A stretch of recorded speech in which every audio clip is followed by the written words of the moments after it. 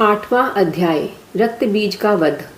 ध्यान। मैं अणिमा आदि सिद्धि युक्त किरणों से घिरी हुई भवानी का ध्यान करता हूँ। उनके शरीर का रंग लाल है, नेत्रों में करुणा लहरा रही है और हाथों में पाश, अंकुश, बाण और धनुष शोभा पाते हैं।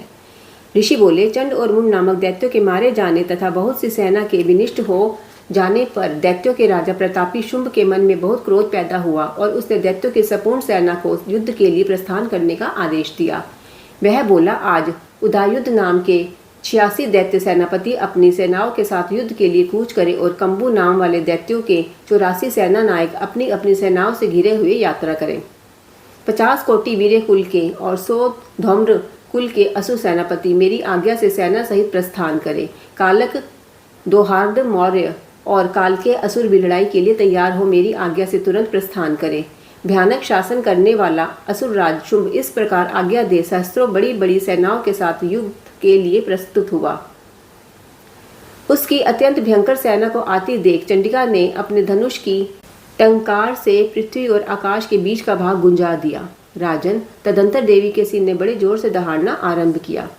फिर अंबिका ने घंटे की आवाज से उस निनाद को और भी अधिक बढ़ा दिया। धनुष की टंकार, सिंह की दहाड़ और घंटे की ध्वनि से संपूर्ण दिशाएं गूंज उठी। उसी भयंकर शब्द से काली ने अपने विकराल मुख को और बढ़ा लिया और इस प्रकार वे विजयिनी हुई। उस तुमुल घोष को सुनकर दैत्यों की सेनाओं ने चारों ओर से आकर चंडिका देवी, सिंह तथा काली देवी को क्रोधपूर्वक घेर लिया।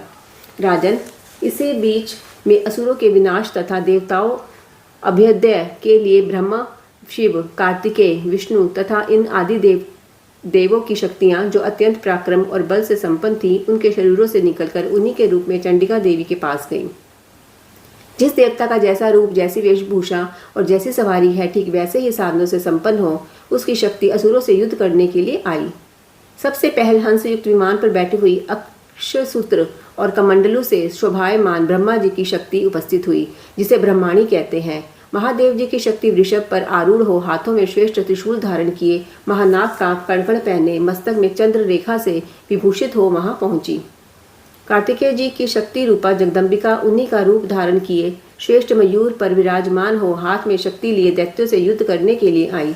इसी प्रकार भगवान विष्णु की शक्ति गरुड़ पर आरूढ़ हो शंख, चक्र, गदा, शांख, धनुष, गडग धारण किए हुए वहां आई।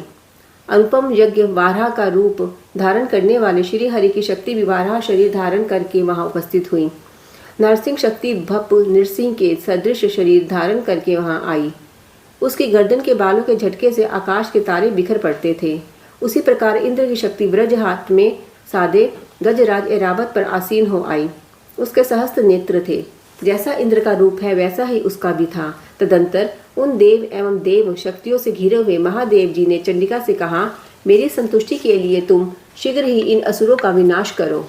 तब देवी के शरीर से अत्यंत भयानक और परम उग्र चंडिका शक्ति उत्पन्न हुई, जो सैकड़ों गिदड़ियों की भांति शब्द करने लगी। उस अपराजिता देवी ने धूमिल जटा वाले महादेव जी से कहा, भगवान, आप शुंभ निशुंभ के पास दूत बनकर जाइए और उन अत्यंत घमंडी दानव शुंभ एवं निशुंभ से कहिए, साथ ही उनके अतिरिक्त भी जो दानव युद्ध के लिए वहां उपस्थित हो, उनको भी यह संदेश दीजिए।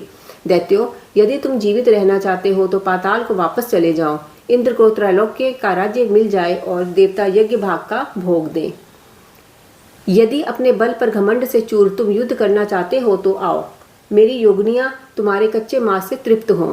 क्योंकि उस देवी ने भगवान शिव को दूत के कार्य में नियुक्त किया था, इसलिए वह शिव दूती के नाम से संसार में विख्यात हुई। भगवान शिव के मुंह से देवी का वचन सुनकर वे महादैत्य भी क्रोध से भर गए और जहां कात्यायनी विराजमान थी उस ओर बढ़े। इसके बाद दैत्य क्रोध में भरकर पहले ही देवी के ऊपर बाण शक्ति और वृष्टि आदि अनेकों अस्त्रों की वर्षा करने लगे। तब देवी ने भी खेल खेल में ही धनुष की टंकार की और उससे छोड़े हुए बड़े बड़े बाणों द्वारा दैत्यों के चलाए हुए बाण, शक्ति और फरसों को काट डाला। फिर काली उनके आगे होकर शत्रुओं को शूल प्रहारों से विदीर्ण करने लगी और खटवांग से उनका कचुम्बर निकालते हुई रणस्थली में विचरने लगी। ब्रह्माणी भी जिस जिस ओर जाती उसी उसी ओर अपने कमंडलों का जल छिड़ककर शत्रुओं के ओज और पराक्रम को नष्ट कर देती थी। माहेश्वरी ने त्रिशूल से तथा वैष्णवी ने चक्र और अत्यंत क्रोध में विहल हुई कुमार कार्तिकेय की शक्ति ने दैत्यों का संहार आरंभ किया। इंद्र शक्ति के प्रहार से आहत हो सैकड़ों दैत्य दानव रुधिर धारा बहाते हुए धाराशायी हो गए। वाराही शक्ति ने कितनों को अपनी थुथुन की बाढ़ से नष्ट किया। दाढ़ों के अग्रिम भाग में कितनों की छाती फाड़ डाली और कितने ही दैत्य चक्र की चोट से विदीर्ण हो गए। नारसिंही भी दूसरे दूसरे महादैत्यों को अपने नखों से विदीर्ण करके खाती और सिंहनाद से दिशाओं एवं आकाश को गुंजाती हुई युद्ध क्षेत्र में आबाद विचरने लगी। शिवदूती के प्रचंड अट्टहास से अत्यंत भयभीत हो कितने ही असुर पृथ्वी पर गिर पड़े।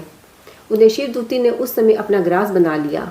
इस प्रकार क्रोध में भरे मातृगणों को नाना प्रकार के उपायों से बड़े बड़े असुरों का मर्दन देख दैत्य सैनिक भाग खड़े हुए।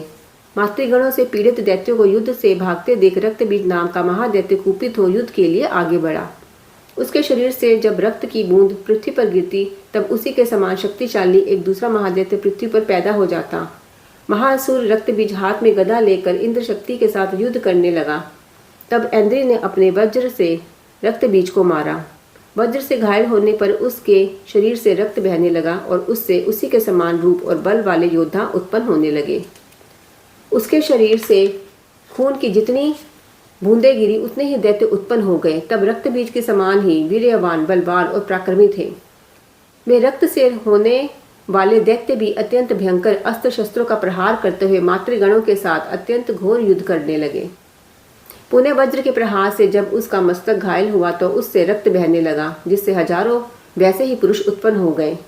वैष्णवी ने युद्ध में रक्तबीज पर चक्र का प्रहार किया और इंद्र ने दैत्य सेनापति को गदा से चोट पहुंचाई। वैष्णवी के चक्र से घायल होने पर उसके शरीर से जो रक्त बहा उससे उसी के बराबर आकार वाले सहस्त्रों महादैत्य प्रकट हुए। उनके द्वारा संपूर्ण जगत व्याप्त हो गया। कुमारी ने शक्ति से, बाराही ने खड्ग से और महावेशी ने त्रिशूल से महादैत्य रक्तबीज को घायल किया। उन महादैत्य रक्तबीज ने भी क्रोध में भरकर गदा से सभी मातृशक्तियों पर पृथक पृथक प्रहार किया। शक्ति और शूल आदि से अनेक बार घायल होने पर जो उसके शरीर से रक्त की धारा पृथ्वी पर गिरी उससे भी सैकड़ों असुर उत्पन्न हुए। इस प्रकार उस महादैत्य के रक्त से प्रकट हुए असुरों द्वारा संपूर्ण जगत व्याप्त हो गया। इससे देवता आतंकित हो उठे। देवताओं को उदास देख चंडिका ने काली से शीघ्रतापूर्वक कहा, चामुंडे, तुम अपने मुख को और भी विस्तृत करो और मेरे शस्त्रपात से गिरने वाले रक्त बिंदुओं को उनमें उत्पन्न होने वाले महादैत्य को तुम अपने इस उतावले मुख से खा जाओ। इस प्रकार रक्त से उत्पन्न होने वाले महादैत्यों का भक्षण करती हुई तुम रण में विचरती रहो। ऐसा करने से उस दैत्य का सारा रक्त समाप्त हो जाने पर वह स्वयं ही नष्ट हो जाएगा। उन भयंकर दैत्यों को जब तुम खा जाओगी तो दूसरे नए दैत्य उत्पन्न नहीं हो सकेंगे। यो कहकर चंडिका देवी ने शूल से रक्तबीज को मारा और काली ने अपने मुख से उसका रक्त ग्रहण कर लिया। तब उसने चंडिका पर गदा प्रहार किया, किंतु उस गदापात से देवी को तनिक भी वेदना नहीं हुई। रक्तबीज के घायल शरीर से बहुत सा रक्त गिरा, किंतु जो ही वह गिरा त्यों ही चामुंडा ने उसे अपने मुख में ले लिया। रक्त गिरने से काली के मुख से महादैत्य उत्पन्न हुए। उन्हें भी यह चट कर गई और उसने रक्तबीज का रक्त भी पी लिया। तदंतर देवी ने रक्तबीज को, जिसका रक्त चामुंडा ने पी लिया था, वज्र, बाण, खड्ग और रिष्टि आदि से मार डाला। राजन, इस प्रकार शस्त्रों के समुदाय से घायल एवं रक्तहीन हुआ महादैत्य रक्तबीज पृथ्वी पर गिर पड़ा। नरेश्वर, इससे देवताओं को अत्यधिक हर्ष की प्राप्ति हुई और मातृगण उन असुरों के रक्तपात के मद से उद्वत होकर नाचने लगे। इति रक्तबीज वध नामक 8वां अध्याय समाप्त।